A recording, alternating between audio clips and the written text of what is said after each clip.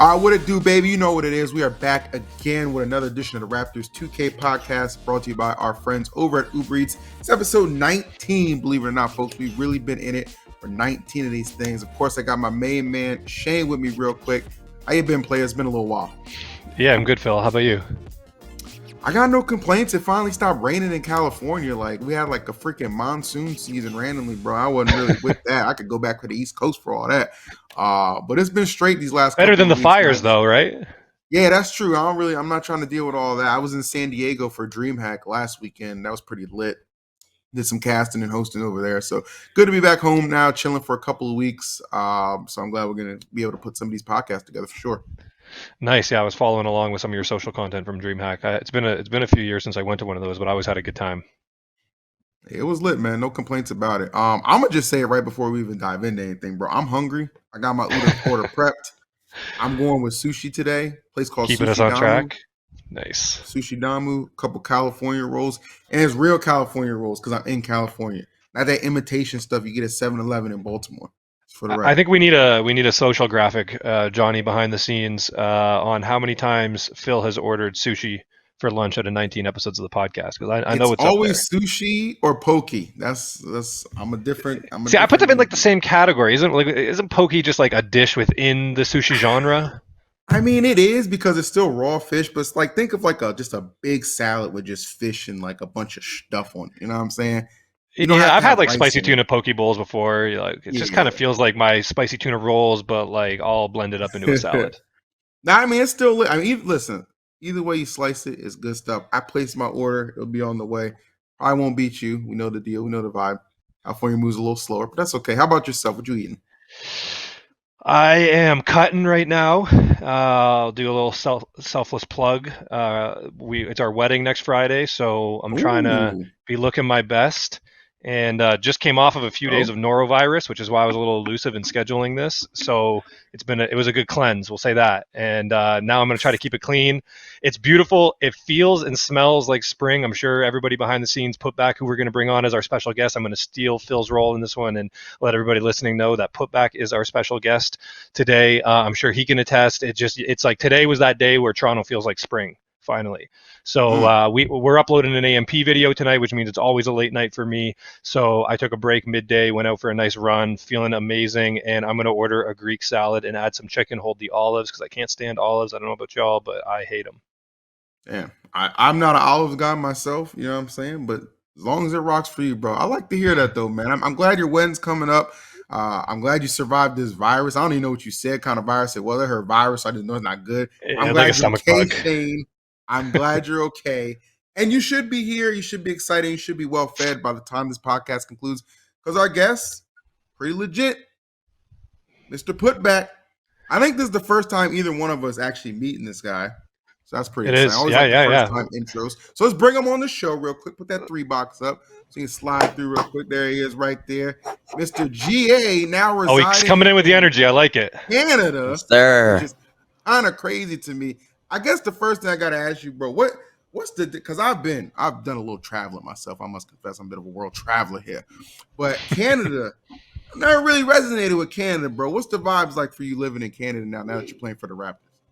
Man, the first thing I can say, the weather. Like when I first got here, I didn't bring like no puffer jackets or nothing. So I just came with a hoodie and another like little small jacket, and I was coming every day with a red nose. Everybody's like, bro, why your nose red? I'm like, bro, it's cold outside. Like I'm not used to this. I'm a Georgia boy, Southern boy, so it's hot there now. I'm used to grabbing a t-shirt, shorts, and walking outside, and it being 90 degrees outside. Mm-hmm.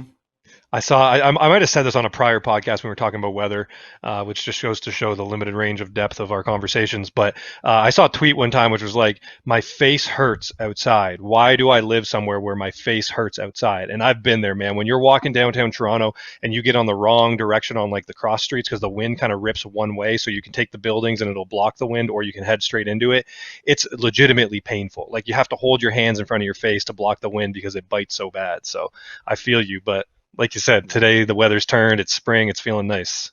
And it also it's a lot different. It's like a constantly windy here. Like it's not when it's cold, it's still windy. But when back in Georgia, if it's cold, like it'd be a cool breeze. You're from Georgia? Yeah. Nice. What part? Athens, Georgia. Oh, okay. So I spend a lot of time. I don't even know if I should. I mean, our address is out on the internet everywhere, but I don't even know if I should dox the AMP house. But we're in Marietta. It's beautiful. And when I stay there, because Marietta is kind of it's far removed from some of the hotels. I stay in an area called Alpharetta. I don't know if you're familiar with Alpharetta. Yeah, But nice area. yeah, beautiful. I guess a lot of the like football players and stuff stay there. But that's the closest you can get a decent hotel. At least to where the AMP house is. So I love Georgia though, man. The weather's great. I mean, it stays pretty Man, steady all year. Gets a little cold and then it gets a little hot, but like otherwise, pretty steady all throughout. You basically get that like spring fall weather that we get in Toronto all year round. And those are some of my favorite times of the year where it's just like you're not too sweaty, but you're also not freezing cold and it hurts your face. yeah, I'm waiting on it. I mean, today was a good day. Hey, also yesterday, I finally got to put shorts on. Oh my God, I finally got to put them on. I was so excited. Were you That's wearing the crazy. Raptor shorts? What were you wearing? No, nah, not the Raptor shorts today. I got some just generic like khaki shorts just on today. Nice. Well, when the we're about to roll out our summer or our spring drop for AMP, I'm going to bring a whole bunch of merch down by the Bell Gaming Center for all the uprising players. Oh yeah, The heck, let's you get better it. Get you send guys me a wearing some box AMP too, merch. man. What the heck? I Come got on, you, man. Phil. I got you. Hey, 19 episodes. You follow me back on Twitter now. I got you. The best buds, man. That's all that matters, real quick. That's all that matters. But following you, Putback. Now, this is your second year in the league. Is that correct? Because Yes, you sir. originally played for the Hawks, I think. If I'm not mistaken. Yep, yep. Okay, Last cool. year. So yeah, so what's the dynamic? Like, what's the difference, man? You were on the Hawks, completely different change of scenery and team Mhm. with obviously the Raptors. Like, what's the vibes for that team now? Are you kind of enjoying Uh, your adjustment so far? yeah, I'm definitely enjoying my adjustments. But yeah, this team got a whole lot of different like personalities on the team. Like, and I Yeah, just feel like I don't know, like the connection just a little bit different. Like it's something that I can connect to it. Everybody on and off the court. Like me and Same, we go hoop. You got me and Hum. We just talk off the court, and like me, Zuli, and Mooch. We like to going out boys sometimes. So yeah, that's like the connection that we got. Where are you going out in Toronto? You guys hitting King Street at Friday, Saturday night? Yeah, something. Yeah, that was Yeah, it. here and Mainly. there. Yeah, yeah. My old stomping grounds. Maybe I'll run into you. I don't make it down there too often anymore. I live in the suburbs. I'm washed up, but yeah, King Street. I spent a good decade out on King Street. It's lots of fun. Oh yeah, I just can't stand outside for too long. We got to get in. Just be going outside. Yeah, well, summer's coming, so wait, it gets even better. It is. Toronto Right. is a fun city in the summertime. So many young people out. We got a great nightlife. You guys are gonna have a blast this summer. That's crazy, Shane, because you probably like the 100 person that told me it's gonna get nice outside. I'm still waiting, but even though it's just nice outside today, I'm still waiting. I need it to be constant 70 degrees every day. So the first bullet on the social post for this episode are Phil, Shane, and Putback discuss the weather for 22 minutes. there you go. Hey, it's a worthy topic, bro. Because I'll tell you, weather can make or break a situation. Like that's not even cap. I actually remember people in the league saying like, "Oh, I don't want to get drafted to X, Y, and Z because like it's gonna be cold over there, or something like that."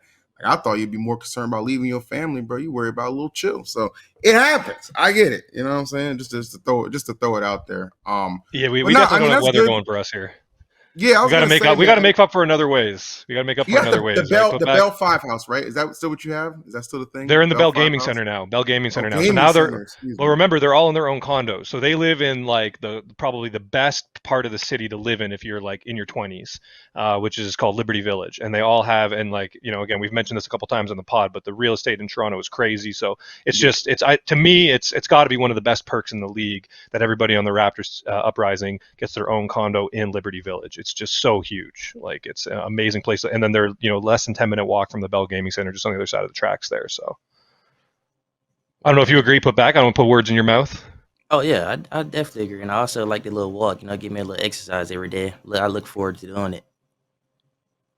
100%, man. Cool. It's good to get some fresh air, get some sun on you right before you go in for a long 8-hour gaming session. Oh yeah.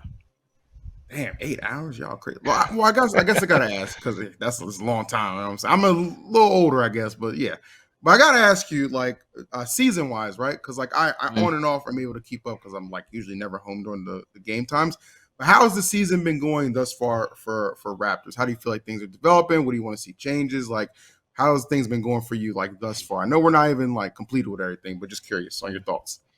I feel like we developing really good. Like we're getting better each and every day. But as like right now in the season, I think it's still a little rocky because we always splitting games. We just need that one day where we just go. Right now it's 2-0 because we're in the threes right now. So yeah, if I could just get 1 2-0 day, that'll be a goal for us right now. But In you my guys are opinion. getting wins on some of the better teams too, right? Like Oh it's yeah. clear. It's clear you can hang. Oh yeah, most definitely. We definitely can hang. We definitely can hang with the big dogs because I think a lot of teams they say like they underdogged us because we didn't. I guess like we could say we like because we didn't draft for threes, but yeah, we Mm. definitely hang with the big dogs out there. Yeah, and so not only can you guys hang with the better teams, but to the point that you made earlier, if everybody's gelling, if there's a chemistry fit, I'm telling you, as the season goes on, the pressure, the relationships, especially those people that are living in closer quarters with each other and stuff, teams start imploding. And if you guys have chemistry and you guys are doing all the right things, you're getting your exercise, you're making sure you're staying kind of mentally strong, you're going to prevail. Watch. If you guys are kind of like right on the cusp now and you have that intangible of the chemistry, that's going to carry you in the back half of the season, while other teams it starts to drag them down. So I'm bullish. I think it helps that they have their own separate. Like, don't you have you see you have your own separate like spots, right? Your own separate Yes, apartments. sir. Like when Mhm. you like lock them, I ain't gonna tell nobody's business. But when you lock a couple of them dudes, like at least what I remember from season 1 and 2, like having to share like the save space is not always like Yeah, the especially best when outcome. somebody probably like selling you this, that yeah, they can say that. Then you got to go home. They just got to look at their face after they just got done Yeah, selling you. I know they exactly, had to bro. been like miserable. Yeah, I Yeah, want to one see guy's this a kid. clean guy, one guy's a messy guy. It just is, believe me, it's a problem. It's tough. Definitely, Yeah, definitely that variable can affect what happens in the game in a major way. To be honest, as amazing as the Bell Five House was, and we had such an awesome group that came through, and the core really kind of like set the standard for what the culture was going to be like in that house. But that was a reason to move away from it, right? Was it made it so that way we really had to think about what was that out of game chemistry going to be like? Could they live together? Did they even have similar living habits, right? And that's just not a variable. Like what we really want is to separate work from where you live, and allow people to go home and get their own space and kind of live in their condo the way that they're most comfortable, and not have that add any pressure to what's going on in the practice. What's it like practicing the Bell Gaming Center? How do you feel about the setup? I love it. It's like nothing. Everything just perfect here. I just feel Yeah. like one thing. Love it here. I feel If, I feel like the that center's always been like kind of like touted as like the number one spot, if I'm not mistaken. Like in the 2K, like I know like some other new teams have kind of showed up, but I generally think like I never heard a negative word about like that actual gaming facility. I hope not. I don't see what could be negative. I don't see what could be negative about it. You got everything you need here. Yeah, I love that. Yeah. So, I mean, we always, I think we were the first team to kind of really brand and create content around our facility, and that was the Bell Five House, and we had that for years, and it became, there was there was a time after the 2K League where I think like Bell Five House probably had more media impressions on social than the whole team did, to be honest, because we had these viral Damn. content pieces, and we had FaZe Clan move in the off season, which was cool. But we ended up doing a couple, events. We had some celebrities come through. I remember one time we had DeLon Wright come. We did this awesome activation with Doritos. We got custom scuff controllers made with like a Raptors and Dorito, lockup on it. Brought in all these influencers and gamers from the city. Ran a 2K tournament. Agent Zero was there. It was like one of the earlier events I did with him. And we went back to edit. And then by the time the video got edited, DeLon had been traded. And that never saw the light of day. So we did this whole thing, like 2 months of planning, shooting, shot the event, etc. But that's what happens with the NBA, right? Once a player's traded, like you cannot put out any more media with that player's likeness in it. The 2K League's a little different, which is good because even when trades happen, we're able to kind of tell that story through North Code and stuff like that.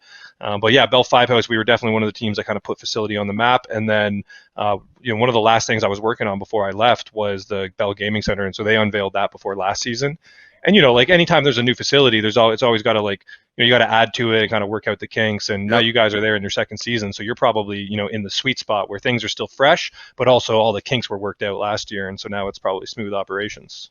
Yeah. Well, I appreciate you for it. Sham. Oh, I didn't have that. I was only involved. All right, I didn't have that much to do with it. I came in. I remember seeing the drop tile ceiling. That was the number one thing. I was like, we got to get rid of this drop tile ceiling because I poked my head up and it was a mess. There was like 10,000 wires up there, but I was like, the ceiling's too low, and if we have these nasty kind of school tiles, it's going to be a problem. But that was one of the more expensive aspects of it. But I remember just being like, trust me, this is the main thing that is going to like open this space up. If you get rid of this drop tile ceiling, we show that exposed, beam kind of look, and we clean up all those wires, it's going to make the facility really come to life, and that definitely happened. The team since then though ran with it, man. Like the graffiti that they got done, that stuff's awesome. I absolutely love what that guy did. I see a lot of the content going viral, like on TikTok and stuff like that. So yeah, I think they knocked it out of the park for sure. Damn, that facility actually sounds kind of lit. I got to come up there and check it out sometime. I know I say that almost every podcast, but I will eventually need to pull up. Have you? Now I know that they moved the show. It's in a couple different places now, but I know it's like in DC, like officially for in-person stuff. Have you gone to DC to compete? Yeah, has that been a thing? Well, me? No, we didn't. Unfortunately, we didn't make it the first time, but this time around, we definitely gonna make it. We definitely gonna make it. I'll always right on the board. Never miss DC again. I like that. That's the motto. Yeah. Well, I asked that because I'm curious. Like, so you haven't gotten a chance to like play on stage yet. This season anyway. What was it like playing last season on stage? Was like any nerves, or like you kind of over that and you just kind of bring your A game the whole time? It's always gonna be nerves. Always gonna be butterflies when you get up there. But as soon as you get in and you get the road, kick down the door, the first game, and just we don't go from there. Trying to make some money. Okay, that's fair enough. I've never played on stage before, at least not in like a competition like this. So always kind of got to run it back. Now, what is the requirements right now to make it back to DC, right? Because you said you guys are like kind of so right now, looking for like that big first like 2-0 day to kind of kick off all the momentum and stuff like that. So what now? Like, where does the Raptors sit where you need to what do you need to do to get to DC right now? We got 2 games. Still got 2 games coming up. We need to win those 2 games, and I think those 2 games would solidify for us with DC. But I'm not too sure about that because I think we're number 2 right now in our conference, if I'm not mistaken.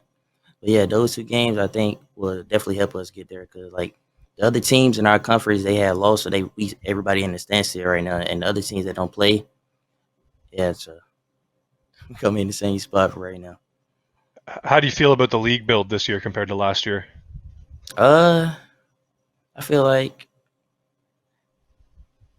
I want to say last year was better, but I think I'm liking more of this year because I can feel like more of myself. Like last year, I was just more of a corner player. Like I'm just giving the ball, reset and stuff like that, and taking like 2 to 3 shots a game. Now I'm just taking more than 2-3 shots a game. I'm more in the offense. I'm being like more of a vocal leader on the defensive end. I'm putting those guys in the right spots to make plays, and even myself to make a play. Is that why? Like, because I don't know like how the whole like you going from like the Hawks to the Raptors happened, but like is that one of like the benefits that you were looking for? Like with like switching teams was like you get to be more involved in the offense and kind of show off your skills a little bit more consistently. Yeah, you can say that. Yeah, I would definitely agree with that. I know Coach Roy. That's the TV answer, Shane. He wants to say them Hawks wouldn't use me right. That's what he want to say. Yeah, I don't know. I'm hearing that. I think he feels like the meta may have been better, but then this build actually plays to his strengths a little bit better. And shout out Coach Roy. I know when we were, when I was just kind of tapping in here and there on the draft prep stuff, he had a plan. Putback kept coming up in conversation. And how's it been? Roy's first season as coach of Raptors. Obviously, like Phil just alluded to, you got the you got to give the PR answer, but we like to let it fly a little bit here, like open up the behind the scenes, show behind the curtain. How's it been going with Roy in his first season as coach? I think he's doing pretty good because I could say like he's one of the coaches that got the slideshows that tell us he breaking down like everything we need to do. He also break down like what spots the guys like to shoot more in. He pop up with the percentages. 'Cause he's an analytic guy or a numbers guy, I could say. So yeah, he tell us basically the tendencies and the hot spots of what people like to do.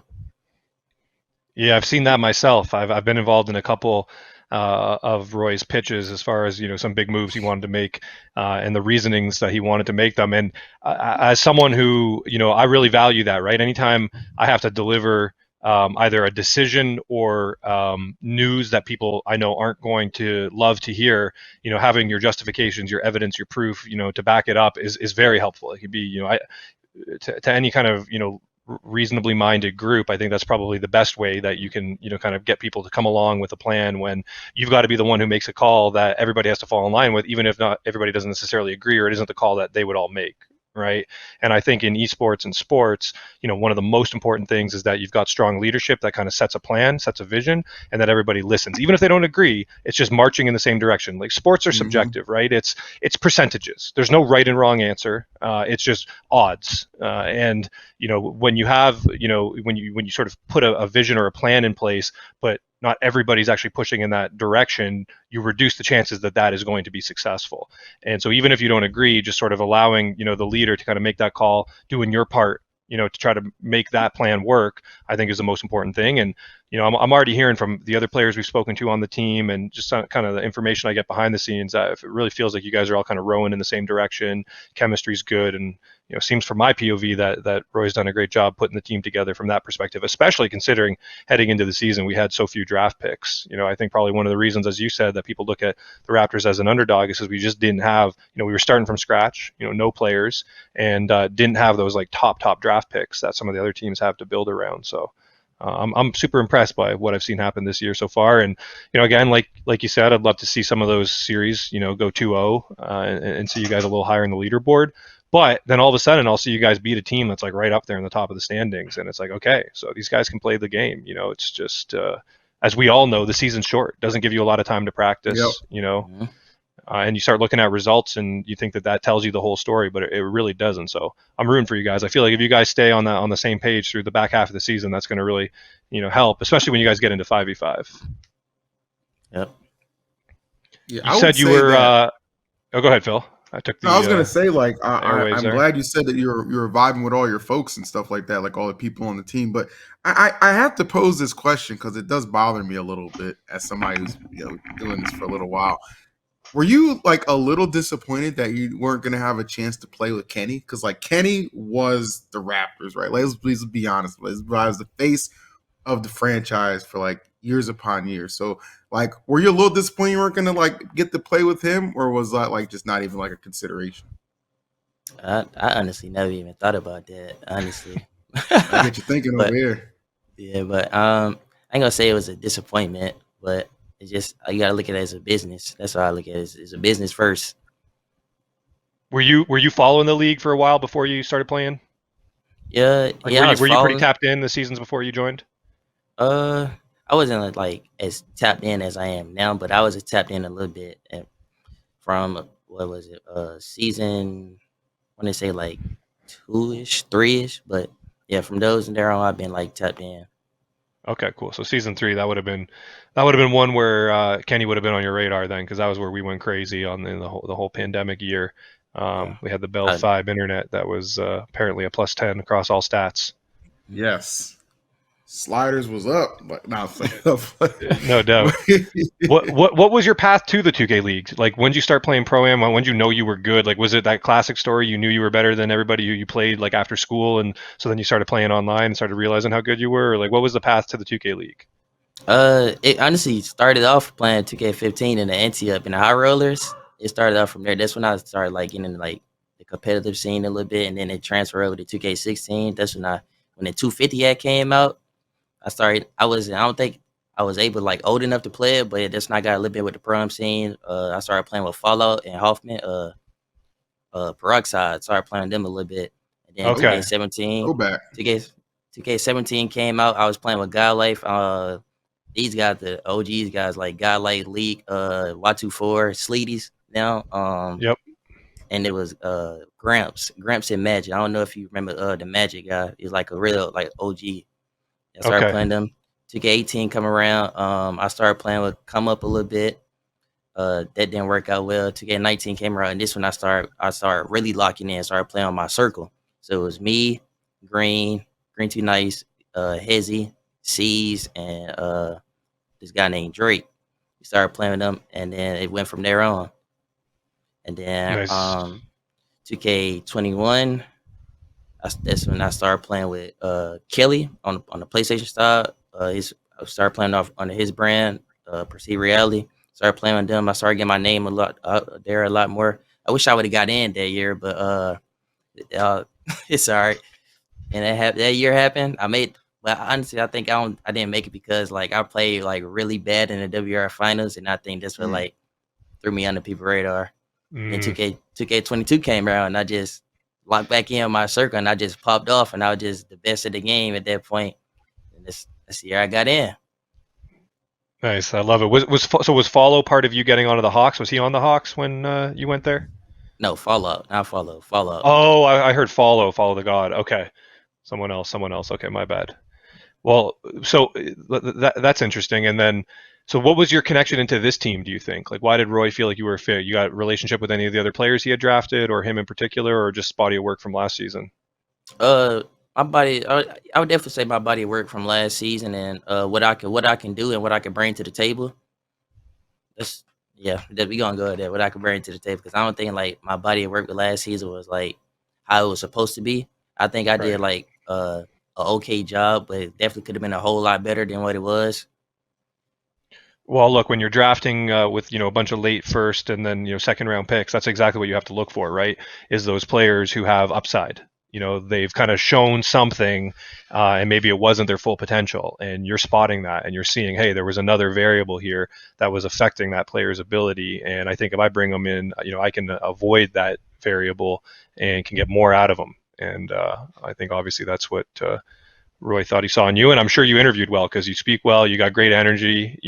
I've done a lot of 2K League interviews. If you came on to a 2K League draft interview and you were, speaking, communicating like the way you are on this pod right now, that would have been a bonus in that column for sure because you get a lot, of crazy energy and ego in those interviews, and it's always shocking. I mean, I think part of it is because people are trying to manipulate their way onto specific rosters, and so they'll kind of give you a little bit of attitude, which is just so short-sighted.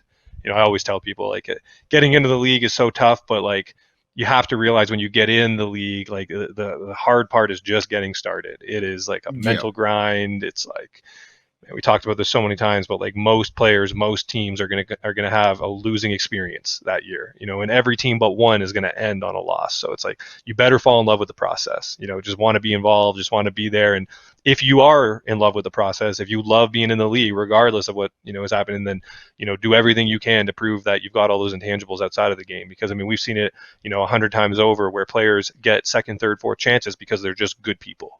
They bring a lot to the table outside of the specific stick skill, and that can be a huge thing for a team, especially like in some of the depth roles for sure. It's harder now, bro. You gotta be on it because you ain't got the 6-man no more. I used to carry a couple Yeah. back in my time in the league. I used to carry a couple people. For sure, there were Swiss Army knives. There were 6-man Swiss Army knives, man. We would bring people in, like we would look at six players sometimes as options for like coaching roles, right? Because we never Yeah. had really a dedicated. We didn't have a Roy, when I was here. We had Ogie actually for a couple seasons, but down the stretch there, we had Kenny and Jerry and a bunch of leaders in the room. So we just figured we didn't need it necessarily, but we would sometimes look at 6 players as an option to kind of play a coaching role, right? Who has that like IQ, who could kind of play around and then the other nice thing about a high IQ person is if you have someone sick or injured or whatever, disciplinary issues, you name it, they can sub in at most positions, right? Because they understand the game at that high level. So yeah, it's definitely got a little tougher. And then the 3v3 changed things again, right? Now you have to decide, okay, I got 5 players. Am I drafting for versatility? Am I drafting for 3s? Am I drafting for 5s? Mm-hmm. What do you think actually, Putback? Is this team built better for 3s or 5s? I would say we definitely built better for 5s. Because Yeah. I don't think none of the guys like they came from like the stage or like the 3-on-3 aspect of the game. But yeah, but slowly but surely we getting there in the 3s. I can say that definitely slowly but Well, surely. that's great that we started with 3s then, right? You get to kind of Mm-hmm. work through all the beginnings of the season, all the kinks in the, again, by the time 5s rolls around, I'm sure some of these teams that are having locker room issues are going to start imploding. And if you guys are gelling still, you're going to hit your stride, Mm-hmm. Most definitely. Yeah, you could definitely build some familiarity out of like the 3s, and the fact you said like you feel like you're improving with it, that's even better. So the team, you feel like the team's more built for 5s, like out the gate is a pretty high expectations for when you do eventually kind of shift over to that because I know a lot of people like they'll get comfortable in the threes, and then before you know it, you are kind of swapping over. You feel like your team's kind of like maybe going to take to it a little quicker, which might give you a little like jump start when that half of the season does actually take place.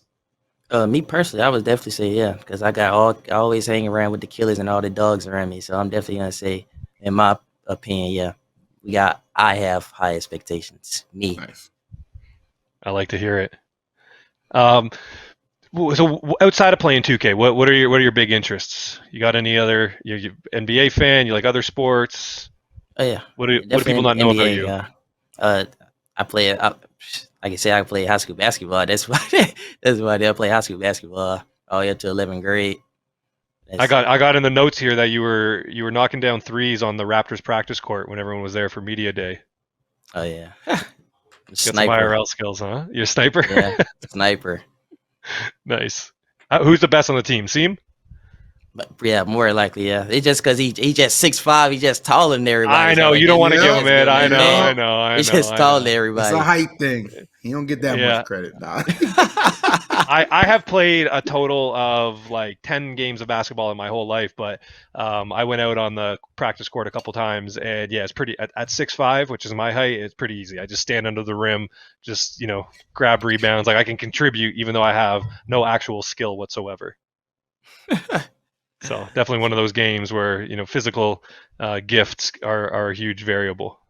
Yeah, sometimes that's all you need. Do they still do the thing where? Because I remember at some point there was like they wanted you guys to do like physical conditioning too as well, like kind of like keeping your body right as well as like your health and like obviously your play skills sharp too. Do you guys do like any kind of like physical stuff together to kind of Oh keep yeah, right? yeah, we work out like twice a week with I think with this personal trainer that we got. So yeah, we work Okay, out. It just all depends like how our schedule just fluctuate and how it's set up. So we'll maybe choose like Tuesday or Thursday or maybe like a Monday and Wednesday or something like that. But now it's me and home. We just started going to our gym and in our apartment. Like we started going every day. So That's good. I love yeah, that, man. It's super important. You gotta get moving every day. It helps, 100%. it helps with your mentals, it'll help with your stick skills. It's just like I said, I feel like $1,000,000 after being sick for a few days. I went for a run today. I feel like $1,000,000 because I got that run in me, and it's nice that it's warm out. I don't have to put all that warm gear on anymore. I can just go out in shorts. I'm looking forward to a summer of running here. so you wasn't one of the Canadians I can say that was running outside with the shorts on in the winter. I'm not gonna lie. Listen. I'm not like I'm super consistent, but I went for probably 10 runs over the course of the winter. But the problem is, and now I'm getting real deep. But all right, we're back with Putback. We had a little technical issues there. I was about to tell the most engaging story of the whole pod episode, which is about my what I call long johns, which is basically a technical base layer. But yeah, no, I do go run. I did go running outside quite a few times this winter. Not every week, but most weeks.